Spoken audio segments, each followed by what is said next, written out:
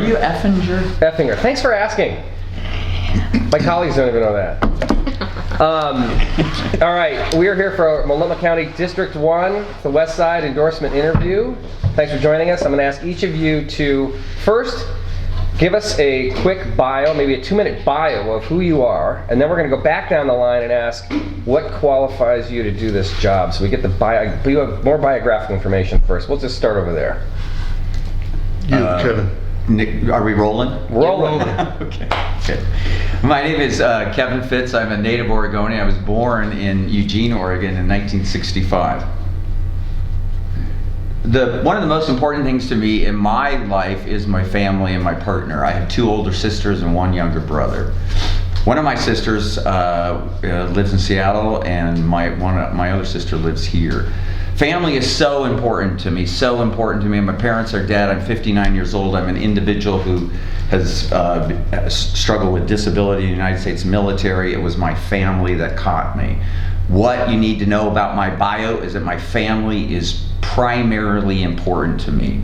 One of the things you need to know about me beyond that is I'm a tribalist. I'm a tribalist first. There are people who are globalists and we're all in this together. I don't believe that currently. By my nature, some of us are Pollyanna. I'm a little bit more paranoid. I grew up in the 90s. I had a second childhood at Satyricon, Embers, B-Saws, all that place. Just loved it. And then in the 2000s, I ran into some challenges with disability. But don't call it a comeback because I've been doing it for 40 years on and off. I am a leader in mental health policy. I have passed laws. I have run engagement projects for Governor Kitzhaber.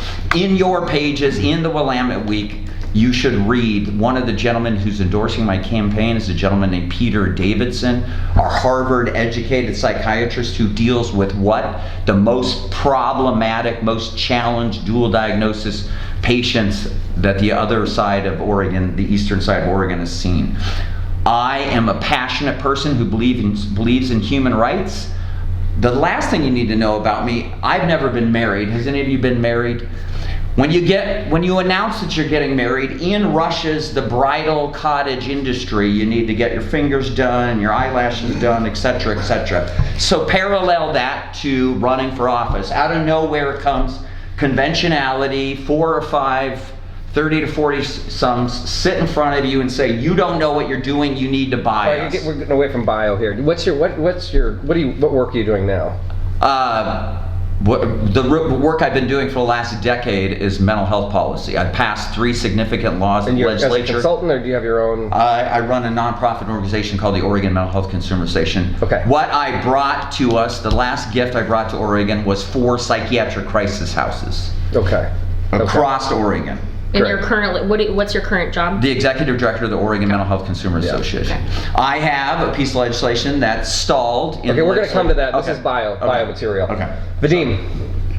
Hi, so my name is Vadim Mazursky, not a very common name. It's a Ukrainian name. I was born in Kiev, Ukraine, when it was still part of the USSR. My parents were refugees from the former Soviet Union. We left with just a few suitcases, $90 a piece. That's all they would let us take out. We spent some time in Italy waiting for the United States to allow us to come here, which eventually they did. So we lived in an apartment with another family for a while. Came to the United States, did not speak a word of English. So I started school right away, first grade, not knowing any English. My father was an electrical engineer, took odd jobs in order to get by. So his first job was working as a code checker and kind of worked his way up as he was able to learn English. And so we moved around a lot from job to job. Started in the Midwest, moved around from Cleveland, Pennsylvania to Erie, Ohio. And then when his English improved, we went to Texas for the oil boom. Then there was an oil bust. He lost his job, so we moved around some more. And then my mother went to community college, became a nurse, so they wanted me to have a good future in America. I went to school, graduated, went to law school at University of Texas, and maybe because they moved around a lot, I kind of had that moving itch also. So I lived in New Orleans, I lived in Austin, I lived in Washington, D.C., lived in Southern California, went back to Texas for a little bit when my father got ill, and then I visited Portland, Oregon a little over 10 years ago and fell in love with the city. It was an amazing place. I remember staying downtown, I walked outside at Pioneer Square, the March 4th marching band was playing, and I'm like, I got to move to this place. It's had such a wonderful vibrancy, which I did. I was the managing official in the Houston hearing office. I became an administrative law judge at that point, and then I moved and became the chief judge of the Portland office. What's an administrative law judge versus a regular judge? It's how you're appointed, basically. So I'm appointed in the executive branch, so it's the head of my Social Security agency appoints the judges there, versus the Article 3 judges that are appointed by the legislature. By Congress, that is. What kind of cases do you hear? Mostly disability cases, talking to a lot of people who have mental health issues, impairments, physical impairments, a lot of back pains, lots of anxiety, depression. And you decide whether or not they receive benefits. In a way, it's a third level of appeal, so they were denied twice, and they've had about, at that point in time, at least 4 doctors look at their claim, and then they come to me, and then there's another doctor that looks at that claim. So you're kind of their last shot to get benefits, or is there another layer after? It can be appealed all the way to the Supreme Court. So I'm the third in about 6 levels of appeal. What's kind of your rate of, I mean, I don't know if that's an applicable question, but like, I haven't checked in a while, about 50%? 40%, I think, maybe 50. I'm not sure. I haven't checked in a while. We don't have that statistic. There's an outside agency that tracks that, but I haven't gone to their website in quite a while. And so these are all people that were denied before, and then I get the claim. So I moved here and decided to settle down, put down roots, was appointed to various committees and commissions, met my wife here, and our first time we met up was at the Alberta Street Pub, listened to some music over there. First kiss was at the Goodfoot, and it went from there. Now we have a daughter, and trying to make a difference here and running for office because of that. Remind us what you've run for before. I ran for city council 2 years ago. Okay, and that's it? That's it. Okay. Hi, I'm Megan Moyer. I was born in Salem, Oregon. I am the youngest of 3, all girls. My dad was a contractor. My mom was a teacher and school administrator. I moved to Portland after college. I went to Gonzaga University for 1 year, and that was a rough year. I came out, and it was the year Matthew Shepard died, and it was a hostile place, so I transferred to American University. Was Gonzaga a hostile place? Yeah. To be out? Yes, very. Huh. I hope it's better. It wasn't back in '99. Okay. Transferred to American University in Washington, D.C., which was totally accepting and great, and as a political science major, great city to be in. Graduated from American, came home for 3 years to Portland, worked for the coordinated campaign, the Democratic Party, worked for Farm Worker Housing Development Corporation down in Woodburn, setting up Head Start programs, ran a state legislative race. What race? The first winning race of Representative Chuck Riley, who then became Senator Riley out in Hillsborough, was his legislative aide for a session, and then decided to get a master's in political science, went back to American, worked as a lobbyist for the National Parent-Teacher Association while in grad school, and my portfolio was non-education policy, which is when I fell in love with human services policy work. Did child care development block grants, school lunch, TANF, WIC, after school, juvenile justice, kind of everything that impacts children outside the classroom. And who did you work for when you did that? The National Parent-Teacher Association, the PTA. Oh, okay. National. But nationally. Some people don't know there is a national. There is. Came back to Oregon after grad school, worked for SEIU Local 503 as a political organizer and policy strategist for them. And I represented DHS workers before DHS and the Health Authority split. And when they split, I had the Health Authority, and I also represented home care workers and nursing home workers and people who take care of people with disabilities. And loved that, did that for 8 years. Wanted a new challenge, became the government relations director at Portland Community College. Did that for a couple of years. Got a divorce, became a single parent, and needed to have a level of flexibility to be with my son who was having a hard time. So I started my own construction company. I have several generations of construction, and I worked through college. Residential or? I did. Well, I was licensed commercial and residential, but I largely only did residential when I had my own company. Housing, major additions, ADUs, and I built low-income housing down in Kaiser, Oregon. I built a 12-plex. Do you still have that company? Nope, I don't. I took a job when I needed to be able to afford healthcare. I took a job with Skanska, which is a major international construction company. I worked for a chip manufacturer out in Hillsboro, building clean rooms, and Which one? I can't. Oh, I'm not allowed to say. Probably get it. You probably can, but I actually cannot say. Starts with an I and ends with It an might. L. And did that for a year.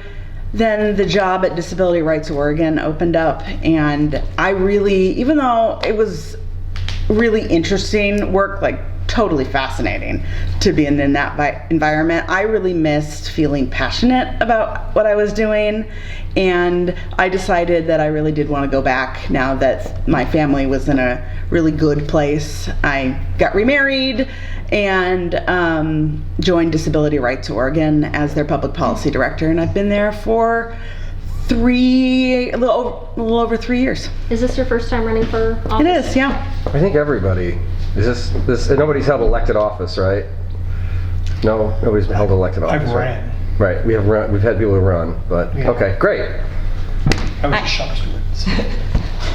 Hi, I'm Margot Wheeler. I'm also born in Eugene and raised and went to the University of Oregon. Got my undergraduate degree in economics and Spanish. Moved to Portland when I graduated. Did a variety. 2010 wasn't great year to be looking for work, especially with an economics degree. So did a variety of jobs, considered going to law school, worked for the Portland Defense Consortium for a bit, worked for an investment consulting firm before I figured out. Which The one? defense, was that the Dave Hunt organization that he set up? Bruce Leibowitz owned it. And so it was a group of different law firms under the consortium. Oh. And so I was like the hub That's not that what I'm distributed thinking of. cases Okay, and checked. Okay, I'm sorry, that's not what Who was the investment manager? Multnomah Group. It's institutional investment consulting, so they do a lot of 403Bs, a lot of nonprofits, and so we'd make, I did a lot of like the fund analysis, bond portfolio analysis. Are things they an like- RIA or are they? No, they're like a third party. Okay, So we consultant. we do RFPs to find a Fidelity or find a I TPA see. for them. Okay. So still dabbling in finance. I really liked the consulting, and so I finally figured out that I like consulting. I like changing jobs and changing clients and learning new things a lot. So I started my consulting business 9.5 years ago. In May it'll be actually 10. Working with a variety of clients. I worked a lot in the cannabis industry actually, helping them be compliant with security things, finance, kind of a business services person to assist them. Tell us some of your cannabis clients. Please tell us that LaModa was one of them. Nope, only was in the newspaper once, but one of the facilities I worked with was in Forest Grove, and it used to be the Matsushita factory, and it had been vacant for over 10 years. And it happened to be adjacent to an elementary and middle school. So I went through the working with the community to get them comfortable, have them understand security protocols, and that it's not going to be an open campus for 5-year-olds at a cannabis grow facility. So help them get all that set up, hired their full team, set up all the departments, set up the sales team, and they're still operating to this day. With cannabis companies, they have a lot of DBAs and businesses, so if I told you the company names, it's not what they market in stores. I also worked with a retail dispensary, helping them with marketing, compliance, and again, security. I've actually been a DPSST licensed armed and unarmed security guard. What's DP? State of Oregon, so licenses security guards. No, but DPS stands for something. Department of Safety Standards and Training, I believe. So you're licensed? Yeah, and I've maintained my license, which has continuing education, and I'm an executive manager license, so I can help businesses set up, basically, if they had security needs, they could do it internally instead of hiring like a third party. Is this your job now? Is this? No, it's just part of consulting where I keep that as an option, so if I have a client that has security needs, that I'd be able to provide that. Okay. But no, I don't work as a security guard. No. What's your longest tenure? You listed a number of things. What's your longest tenure in one of these positions? Well, consulting. My company, Miss M. And that's okay, right? And that's. But I've had dozens of clients. Okay, and that's been found. You founded that what year? 10 years ago. 10 years ago. Sorry. Okay, and that's still your job. That's still what you're doing. I also work for Multnomah County. Okay, I thought that, yeah. Yeah, so Multnomah County allows outside work, and so I disclose it and have done that. I have, at periods of time, have worked less than full time for Multnomah County, and over the 5 years that I've worked for Multnomah County, to allow, when they've had less demand, I can go work partially out. What do you do there? Consulting. I work within Treasury. I'm a project manager. Meaning? I do a variety of projects. It's kind of like consulting. Currently, I'm building dashboards for contracts and procurement to analyze where the timing defaults are and why contracts aren't being renewed on time or providers aren't being paid. And so having a visual using Tableau and Power BI, creating those for internal, and then hopefully we'll have an external version for the public as well. Is that mostly for like homelessness contractors, or who are the contractors not getting paid all the time? I mean, you don't have to it's say. for all departments. Yeah. Where's the big, like, in what sectors is there the biggest backlog? Well, joint office is, of course, getting the most. Sure. But it's across all boards. Department of Human Services has a really broad base of services, so they have tons of types of contracts. And so I assist the different departments and teams within Multnomah County. So do you know where the homeless service money is getting stuck? Stuck? It's sitting in a fund. Right. We've written all about how they're not getting the money out fast enough. Yeah, I mean, we can get in the weeds. Well, let's come. I want to come back to that. Okay. I think everybody. All right. Is that your whole? Any more bio? Master I was going to say, gardener? You're a master gardener. Yeah, I'm a master gardener. I've lived in Portland since 2010. I met my husband here. I'm a dog person. We have 5 dogs. 5? And I love Portland, and I like solving problems. Okay. Chris Henry. I'm 60 years old. I'm probably the oldest one here now. That's really odd. I've been here before. What'd you run for? Before? 2008, I ran for U.S. Congress, again in 2010, so twice for U.S. Congress. 2012, I ran for Attorney General. You don't have to be an attorney, we checked. People asked, we actually asked, how would you manage it? Or how would you run it if you're not an attorney? And I said, well, there are DAs, deputy DAs, and whatnot below you. So I would set policy. So that's 2012. Anything That was after 2012. 2014, 2 years later, I ran for governor. In 2020, I ran for treasurer, state treasurer. Ran for governor again, round 2. Came back and ran again in 2020. I might be getting this mixed up. So, 2016, I ran for treasurer after running for governor. Then 2018, I ran for governor. 2020, I ran for treasurer. Do you do this? Is this because you like to come in and be grilled by us? Minor parties. I used to chair the Green Party up until 2008, and then I stepped down when my dad died, and my mom handed me my grandfather's book. He was Eisenhower's speechwriter, and she said, "I think you should run for office," because I was asked to, but I was a truck driver. And Yeah, I thought that's your main. That's my That's been your biggest. Yeah. Okay. And so my mom said, "I think you should run," because they were asking me to fill the 5th seat. And so the Green Party in 2008, we made history for the Green Party to run all 5 congressional districts at the same time. We did a redo in 2010 and ran again. If you get 1% in a race statewide, then you maintain your ballot access. It used to be every 2 years.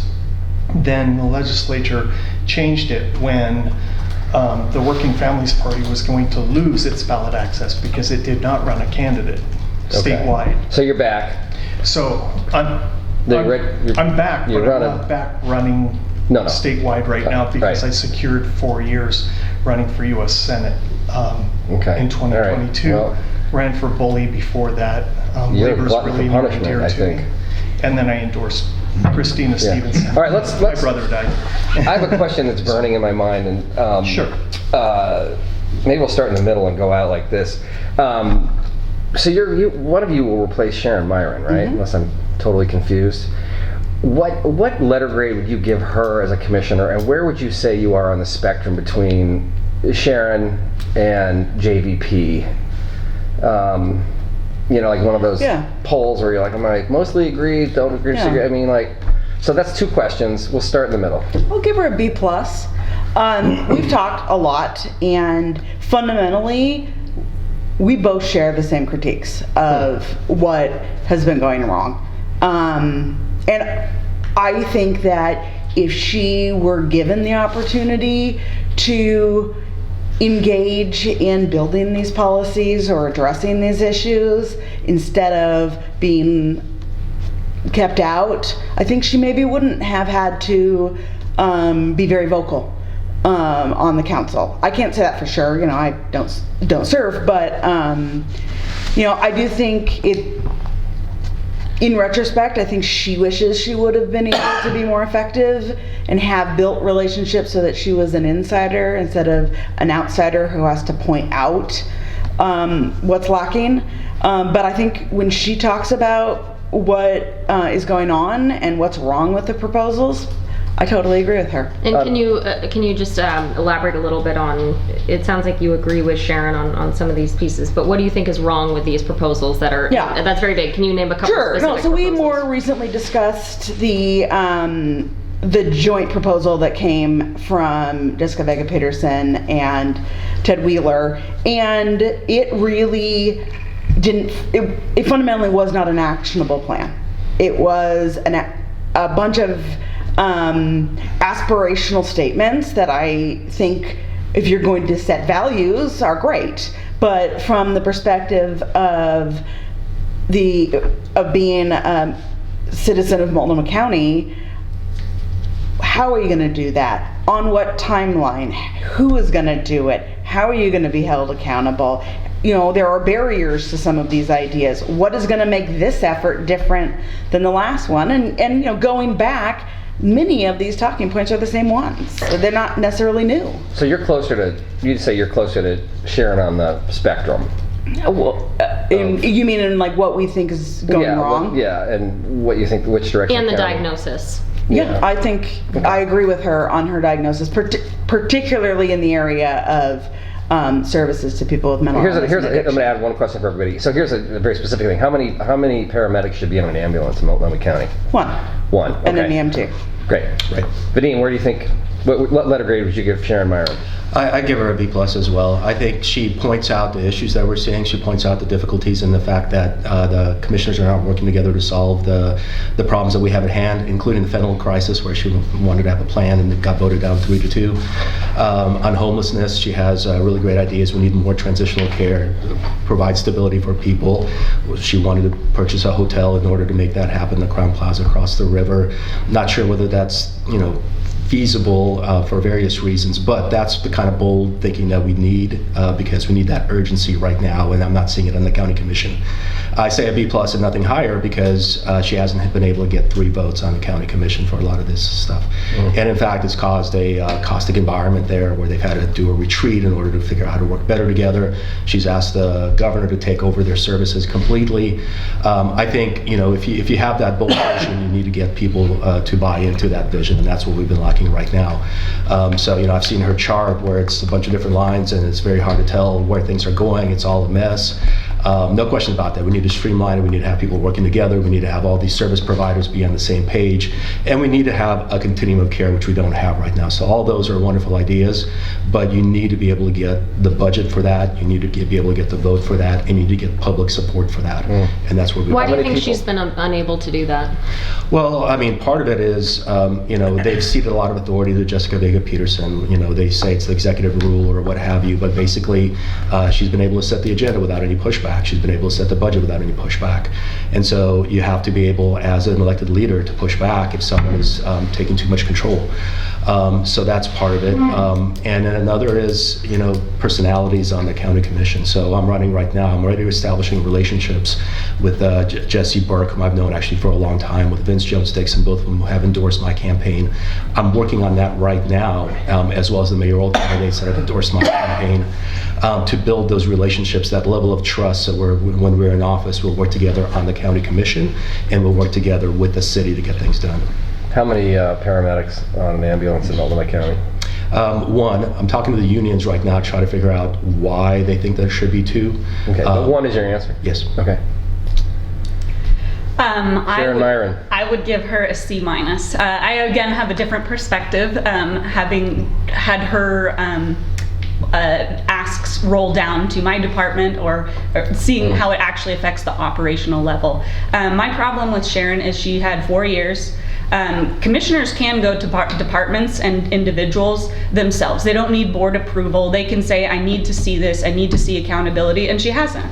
I don't like how she communicates with the other staff. I agree with her dissension with what's happening, but I don't think that her approach was a collaborative approach that would have gotten anywhere.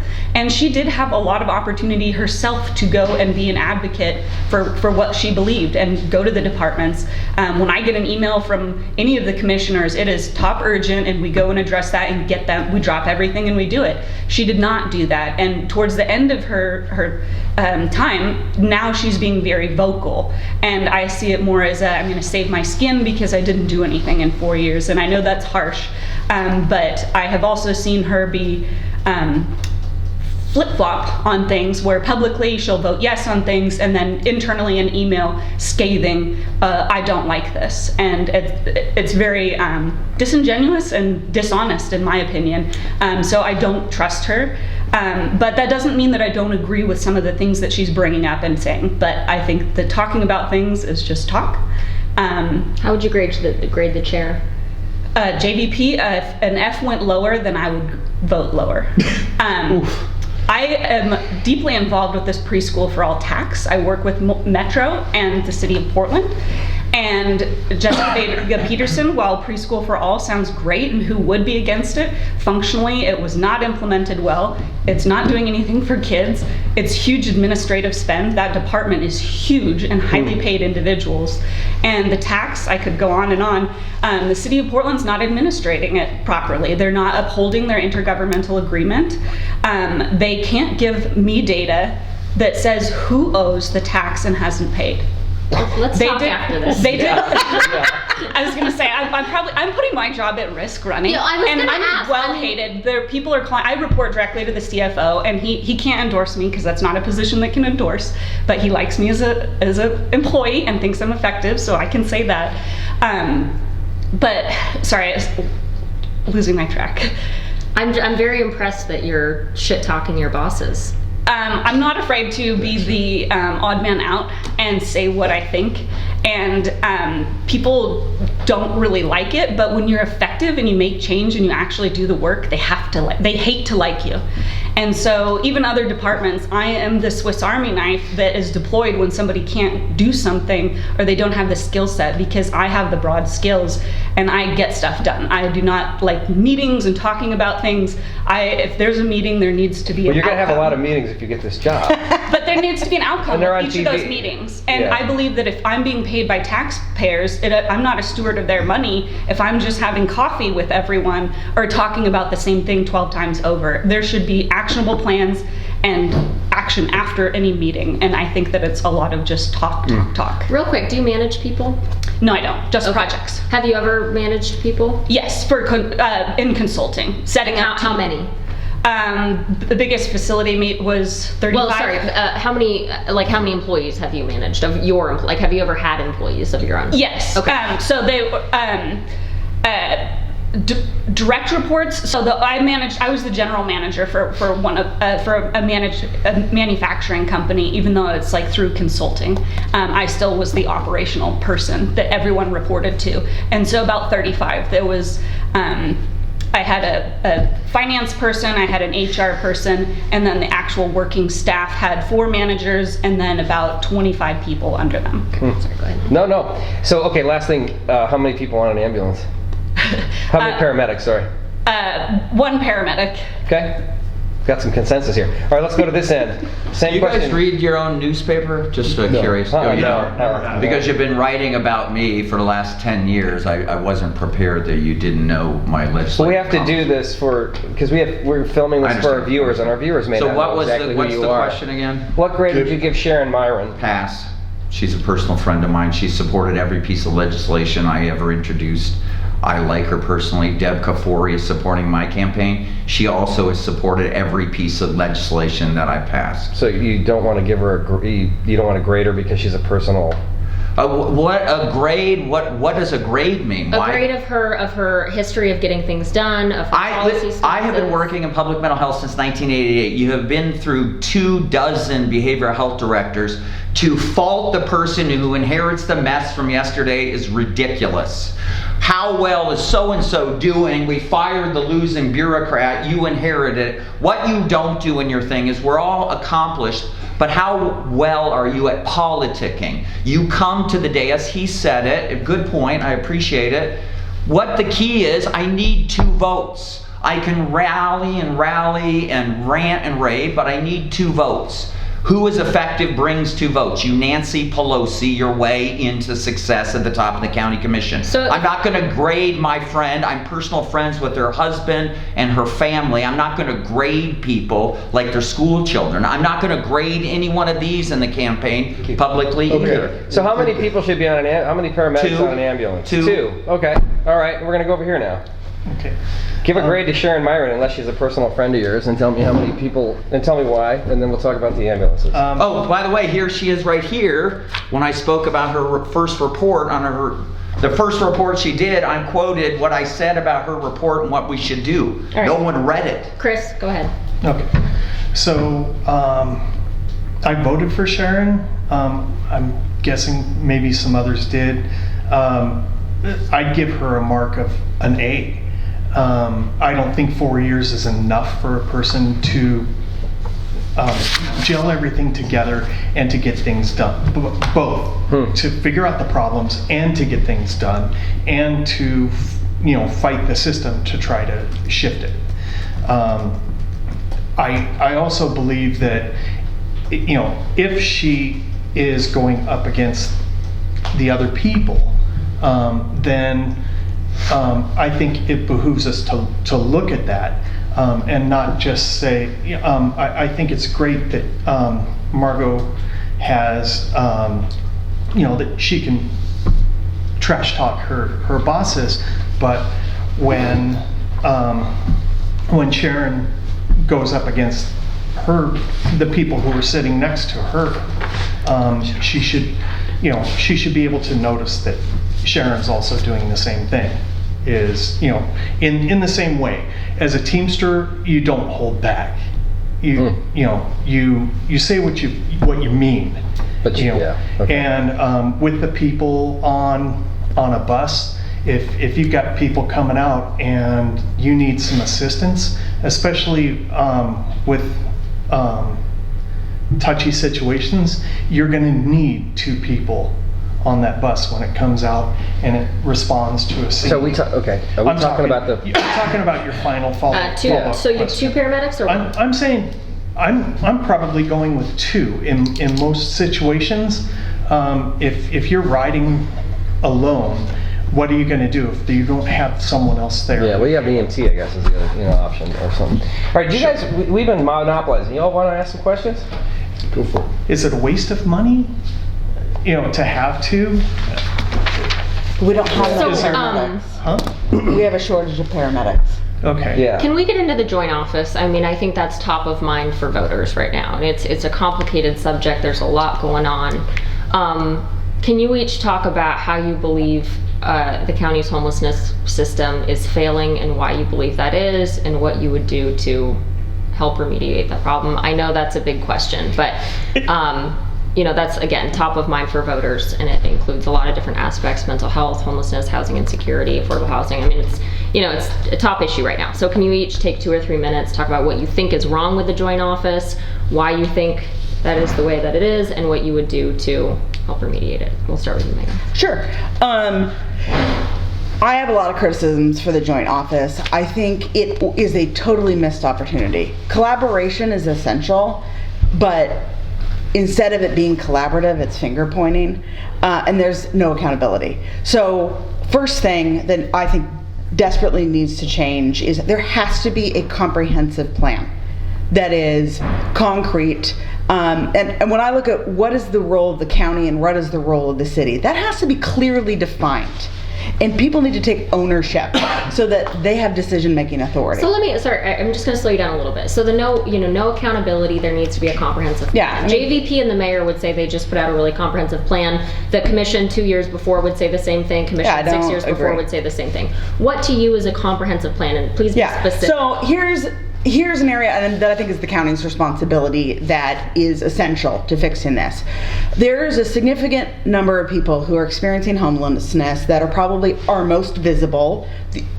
Old Town, other areas, who are experiencing severe mental illness, substance use disorder, and other disabilities. Their barriers to ending their homelessness need to have support that looks different than somebody who is recently entering homelessness due to an economic challenge and can be placed in new housing and will be successful. Those are 2 very different populations. So when we're talking about people with significant barriers, people who've experienced homelessness for a long time, we don't have a functional behavioral health system. It does not exist. There are no real front doors to getting help, either for addiction or for mental illness. So what does the county need to do differently than it currently is doing? We need to build a Medicaid system that will fund all levels of care. And I strongly believe this does not take additional dollars. Some of it is the money through Metro, some of it is through better utilization of Medicaid.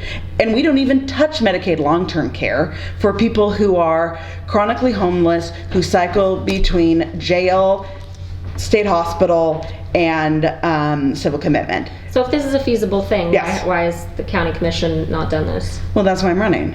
But why do you think they haven't done it? Is it pie in the sky? No, I think it is fundamentally there are not people at the county level who have a deep enough understanding of our Medicaid systems, how to utilize existing programs that serve different communities and applying those same state plans. We have a 1915K state plan that serves seniors and people with physical disabilities and DD at every level of care for the rest of their life if they need it. We don't offer that to people with mental illness who would qualify. The county's not, so you're basically, the county's not tapping Medicaid dollars that are there. 100%. Ready to go. Yes. We just have to apply for them? We already did. We tell the And federal what? government that we are serving people whose primary diagnosis is mental illness, but we don't. So if I'm a person with a physical disability, I can go in to Multnomah County's Seniors and People with Disabilities. They will do an income assessment test and they're going to do a needs assessment. And if my level of impairment is, and there's a scale, 17 or above, I am now eligible through Medicaid long-term care for all different kinds of supports depending on my need. I might need a home care worker. I might need an adult foster home. I may Okay, need. so this is happening. This happens for seniors And and people then, with so where is disabilities. the okay, keep going. So where are we We do not disconnecting? have that office. We don't have that office. No one in the state does for people whose primary diagnosis is mental illness. Except we operate, and I know this because I lobbied to get the K plan, and I was on the team that wrote the K plan for the state of Oregon. We told the federal government that we do not discriminate by type of disability. That is a requirement of the K plan, that you don't discriminate by age and you don't discriminate by type of disability, except if I were a person with mental illness and I walk in to aging and people with disabilities or the DD services and I say, I need help, these are the things that I cannot do for myself, I score 17, they will deny you, and that is illegal. That is So illegal. I'm confused about who, is this the county's fault? What's the county? No, it's the state, but I, as county commissioner, would start doing eligibility for people through aging and people with disabilities. But that would be a state function, not a county function. The state has not directed counties to provide this service, even though they imply to the federal government that we do. But could the I be- county yes. go ahead and do that What- without state? I believe they can. Are there others who would say they can't legally? I know that the health authority and I know that DHS knows that they're breaking the law by not offering these services. So would you file a legal challenge? Like, what's your Yeah. what's your recourse here? Well, I would hope that when we started doing, again, it's not everybody. Not everybody with mental illness qualifies. You have to have a very serious level sure. of impairment. Yeah. But we know from the neutral court experts report, 30% of people discharged under aid and assist at the state hospital would qualify for long-term care. Okay. Are you guys doing anything about this at DRO? Yes. What are you doing? We're actively having conversations. We want this. Is it time to sue somebody? Well, it is a lot quicker and easier to have people do things voluntarily. That's why I've had these conversations with the state. That's why I'm saying to the state, you're not in compliance. What is your plan? Okay. Vadim, Where were we you at? looked like you Yeah, had go something ahead. to say. Yeah, I mean, about I was that. going to say the exact same thing. She's the policy director for Disability Rights Oregon. If the county is breaking laws, then certainly they should take that up. I was just at Bybee Lakes and spoke with Mike Davis a couple of days ago, their CEO, and he's talking about that help is on the way. So health resource, like HRSNs, have been expanded to health-related social needs. Will be expanded as of November, so homelessness becomes something that Medicaid can pay for in various ways, and they know money will come. So our legislature, our Congress is doing the work in order to help us fund that sort of problems. But to get back to the question, though, as to the issues we have with the Joint Office of Homeless Services, one is the sort of at odds approach with the city. So our county's approaching it with a housing first model, which is not working here in Multnomah County. We saw that with the House Multnomah Now, where it was $14 million, and all they ended up doing was housing 37 people, even when there were 100 apartments available. Housing first does not work because you have to solve the underlying problems. In the meantime, our city is trying to deal with those underlying problems by establishing safe rest villages and task sites and all these other things that they're doing in order to help people get off the streets into some sort of continuum of care. So they're at odds with the city and county. The county is not honestly keeping track of what their providers are doing. So we've seen two absolutely terrible audits by the county auditor, saying the first one is she can't trust the numbers because even people that came for harm reduction services were put down as being housed. The second one was the second audit said that even when the providers fail to meet their goals, a bureaucrat within the JOHS would just lower the goals rather than make the providers. So meet them. what if you're elected, what would you ask? What would you want to see from our current homelessness providers and contractors that we don't currently know? So in the first week in office, I will ask for a forensic audit of the Joint Office of Homeless Services. Right now, External? External audit. The auditor does, piecemeal audits, but not a full audit. So an external audit. The Eco Northwest is trying to do that on their own. The county's not working with them. It's now going to be at least a 3-year process. They're pulling down 990s from the internet. They're going down to the service providers, asking them for information as to what they're doing. The county's not cooperating. The county's not cooperating, and then the service providers are. Who hired Eco Northwest to do this? That's my question.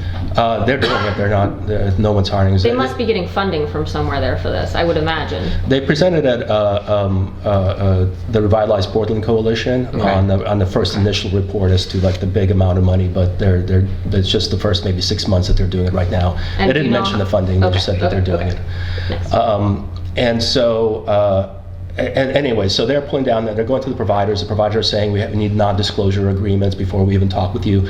So it's a long process that the county should be doing better. Now, I was just over with Here Together as well, Angela Martin over there, their executive director, talking about kind of similar issues. Where are we having these failures? Not coordinating between all the providers. So they actually flew the person from Houston that had success in addressing homelessness there, coordinating with all the providers in Houston, where they saw a 50% decrease in homelessness in 5 years. Flew her to Portland to talk with Here Together, but guess what? The county's not doing that. They're not working together on making sure that there's a continuum of care. All the providers are working separately with their funding streams. We have to make sure they're working together. Am I mistaken that Houston's a housing first model? It is. It is. Yeah. But it's working there then? It's working because the providers are there, but they're also providing that continuum of care. For us, we're not doing that continuum of care. The county is, we're waiting for the city to do that. When you talk about gaps in the continuum of care, what exactly are the gaps? Okay, so right now we have about 6,000 people on our streets.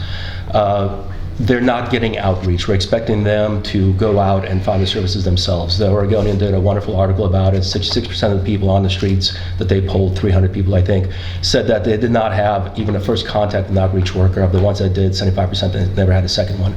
So we need to get them off the streets and into a shelter space. We have a menu of shelters, Safe Rest Villages, TOS sites. So you don't think we need more shelter right now? Well, we do need more shelter. We need to build out that's shelter a gap. space. But we need to get people off the streets and into those shelters, not leave them there, expecting them to do it themselves. So Washington County, that's their success rate. They cordoned off the county into quadrants. They sent outreach workers there, help people get off the streets into their shelter system. They did build up the shelters. They used their money from the metro to build more shelter space, but then they got people into shelters, and that's where the treatment happened. We can't get treatment to 5,000, 6,000 people on 5,000, 6,000 street corners. We need to get them to the shelter, and that's the task side is doing that to some extent right now, getting the people back on housing waiting lists, which if you've been on the streets on average of 6 years now, I believe, you're not on a housing waiting list anymore. Get them into those services, drug addiction, mental health services, where you can provide them at a scale rather than expecting people to get off the streets and do it themselves. So I think like maybe this isn't the elephant in the room, but then there's money problems, right? Like if we could have everything, we'd have everything. And granted, the county has a shit ton of money, excuse my language, a lot of money right now. We have a lot of money. But there are finite resources. Like we don't have a bajillion dollars to do everything we want to do. Yeah. So like when push comes to shove, right now if you could allocate more of the SHS dollars to one thing, where would you take SHS dollars from right now, and where would you put them toward? Well, it's not just SHS dollars, but next year the budget for the joint office is going to be $412 million. That's a lot of money. Even Metro's saying we wanted some of it back so we can build housing. So what do we need to be funding more of, and what do we need to be funding less of? So we need to fund more shelter spaces so that when people are asked to go into shelters, we have those beds available. And then we need to fund detox centers. So what do we need to fund less of? Because again, this is a finite resources, so we got to move them around. So where are we taking that money from? Well, the assumption is that the funding right now is being utilized well, which it's not. You ask anybody. Right, but where is it not being utilized well? Well, that's what we have to find out with the audit. Okay, we know the money's going out the door to about 100 different nonprofits, but at the same time, we're seeing an increase year on year in our homeless population here in Multnomah County in Portland, whereas Washington County has seen a decrease 2 years in a row, Clackamas County. So obviously we're not spending the money well. Now, can I point to which organization is not doing a good job? I can't right now, but that's why we need to work and find out what that is, and we're not doing that. Real quick, which audit are you hoping is going to clarify this question of? Eco asked for an audit. Forensic audit. Okay, Kevin. Wait, can we go over to? Can we go this way? Just because I bet you, just to segue to the county and then go that way. You can see me grinding my teeth. I bet you know something about what he's saying. Well, that's my problem with the commissioners. Is they don't understand ground level what is being done. There is a huge disconnect between the county and the service providers, and a lot of people don't understand the county provides very little services themselves. The majority of the money spent is going to third parties. They have done a poor job managing that. Some of these third-party nonprofits are 100% funded by Multnomah County, which is a huge conflict. And why is that a conflict, just briefly? My understanding is it's like a rule. It's not allowed in county, like it's a written rule. But basically, you're 100% supporting an organization you have no control over.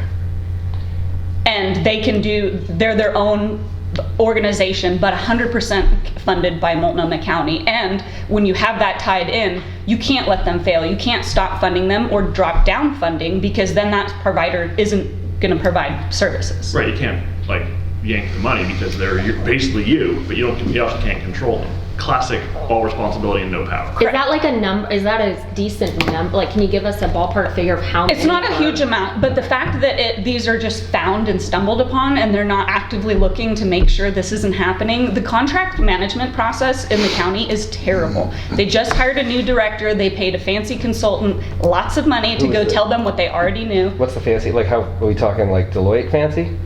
No, but I think consultants are overpaid, and I'll say that as a consultant. And a lot of them, they'll just tell you what you already know, and they put it in pretty slides. They don't actually get it done. There was a report about the county's contract management? It's known. So they did this process, had an outside consulting company tell them what they already knew, what they should do. So that was the report, though. That was a report of what they should do. Yes, Okay. sorry. And it was a plan. It was who you need to hire. You need more departments. You need more project managers. You need a new contracts director to manage this process.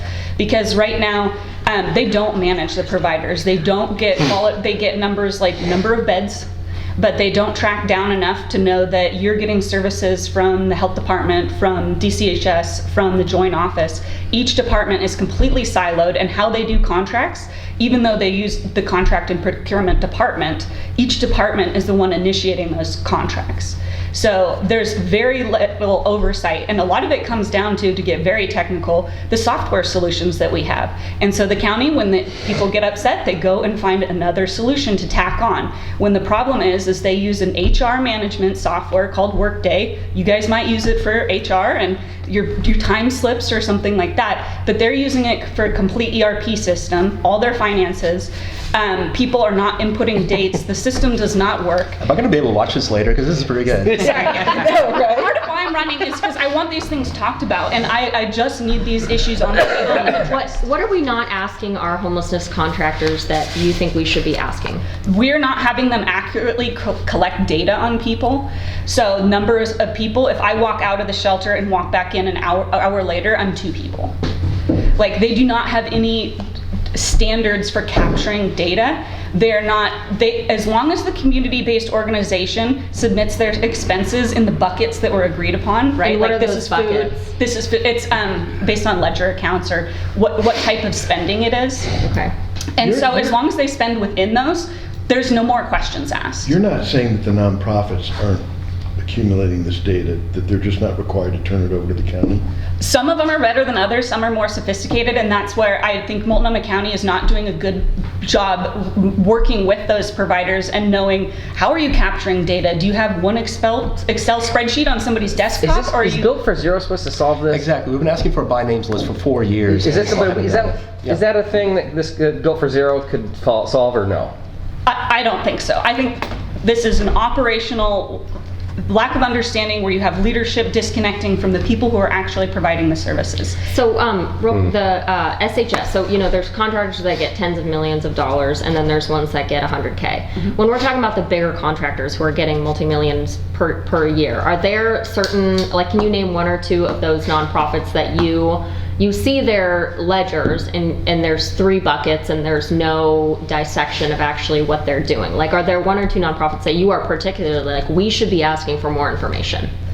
No, and I have to be very careful with how much I'm saying because I'm not a spokesperson for the county. I am never allowed to go and talk. I am speaking from a citizen who lives in Multnomah County, so I'm a little bit cautious on that. Can you say if there are some big ones that you there's see big there? ones that we're not getting proper data from, where we're giving lots of money and they have these handshake relationships, or they don't want to push back. You're one of our biggest providers, and when they push back and say, who are you going to get to do it, they have a lot of weight. I have a quick question. Lobbying, does the county require lobbying reports from lobbyists?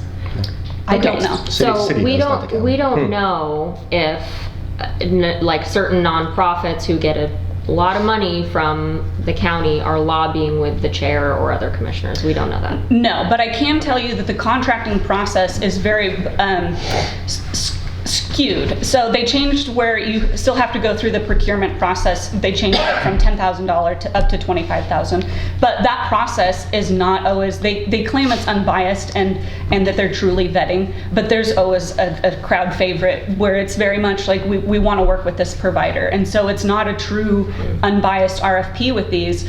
And then you have at the event yesterday, a food pantry person was saying, well, how do I get their ear? How do I get a contract? How do I get in? And I said, you go to a county commission meeting and you do your 3 minutes and you hope that it's enough recognition that they'll talk to you. So what you're saying is this is a bit of a rigged system. Oh, absolutely. It's very, and I'm an outsider in it, in the system. I'm not a, crony, rub elbows, reclass a job and to make you get paid more without So having you to think interview. there are county contractors who you think are only there because of maybe favoritism or personal connections rather than on merit? I wouldn't say that. I would say that there's ones that are getting away with things and need to be monitored as if you would monitor any business that you're putting money into.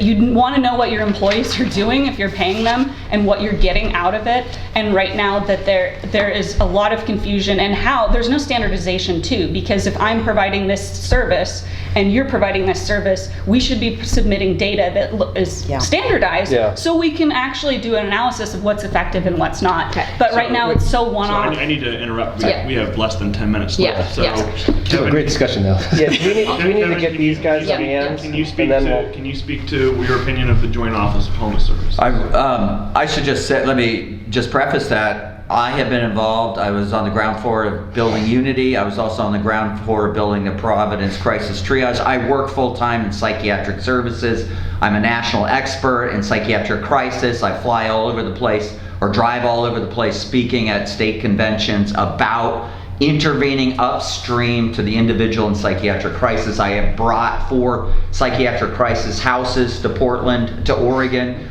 All of my work after psychiatric crisis is building out the community. Your hugest problem with homeless or whatever is acuity. He kind of touched on it yesterday. We have so many people who are in such severe psychiatric crisis. Unity has had challenges with individuals on methamphetamine. What do we do about the current Joint Office and what they're doing? If it was up to me, I would love to have a discussion with my friend Liam Frost, the Metro Deputy Director.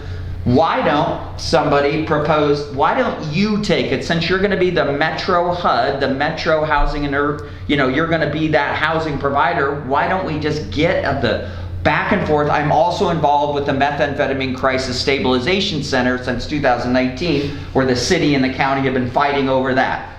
I think that the Joint Office should move its operation to Metro. What is the biggest problem with all of this beefed up, muscled up service is the end stage, what they call after treatment. All of you taxpayers are paying out the buku for what we used to call rehabilitation is now stabilization. Great, more brain pills, more secure facilities to get people to do what they don't want to do, enter into treatment. But what is the long-term impact of that nationally and internationally? I belong to a bunch of people who have been psychiatrically abused. It's okay if you want to use force, but you're going to break a lot of people and make codependent patients. Thanks for all your hard work on this. Yeah, thank you. Yeah, no, Would I you really read your appreciate paper? it. The last thing I want to say. I'm going to read it more. In the Oregon, if you read the Oregon Capital Chronicle, 5 scoops fits $500,000 given to a contractor in Eugene. Got it. Kevin. Thanks a lot. Just turn the volume down. Yeah. We've only got about 7 minutes or so. Yep. So basically, I'm just gonna, I agree with Nadim that there needs to be some type of a study in order to see where the waste is. Also, I agree with Margot, and I think that it's a system that is too fragmented, and that it needs to come together more cohesively in order to distribute the monies out to the nonprofits, because there are so many of them. But so I just whether there's money in the coffers to still shell out and everything, I think we should be looking at the entire system holistically. When you're talking about lobbyists, that is something I can definitely speak to. And I think we should probably run an initiative. I was part of Honest Elections that got the campaign finance reform passed in Multnomah County. Then once we saw that pass, we did it in Portland City.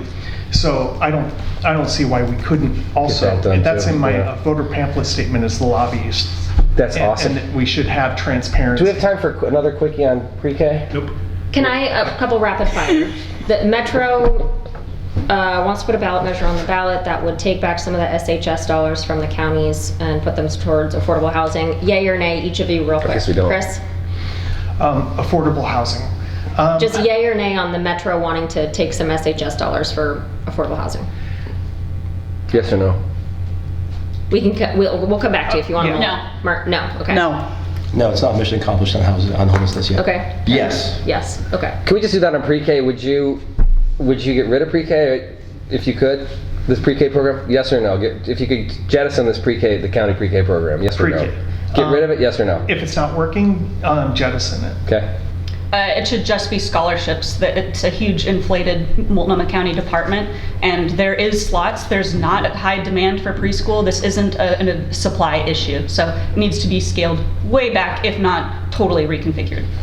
It needs to go to like employment-related daycare as a voucher. It needs to be sliding scale, and it needs to be serving way more families with the dollars we have. Scale down, give the tax money back, make it work for what we have right now. I don't think it's the best use of the money to meet the needs of as many people as possible. Okay. Now we get the fun question. Who's playing you in a movie of your life? And your campaign. We've had certain people like take it as who your favorite actor is. We would like you to reflect on this and say an actor that you think is like reflective. They don't have to of- look like you. No, just like Melissa McCarthy. There you go. 100% Melissa McCarthy. Matthew McConaughey, because he's just great in everything and can do everything. Love this answer. Sure. Okay. Oh goodness. I was gonna say Ralph Nader. Who would an actor be? I don't know. You can have Ralph Nader play you in the movie. He's It's fine. played in his own. Kevin? John Malkovich, a quirky guy. In Rounders, he had a Russian accent, being Ukrainian. That is Yeah, he said worst fuck Russian whatever. accent ever. but loved it. One of my artistic heroes is a guy named Spalding Gray. He got in a horrible car accident and fucked up his mind in Ireland and died early. So Spalding Gray, I would love to play me. There you go. Okay, Chris. Thank you very much. Did you say Oh, who? you said Ralph Nader. Oh, sorry. Yeah, that's right. Yeah. Okay. Great. All right. Thank you guys. I wish we could keep you for longer, but we're on a schedule. When do you release the videotape? Photos, to the- photos.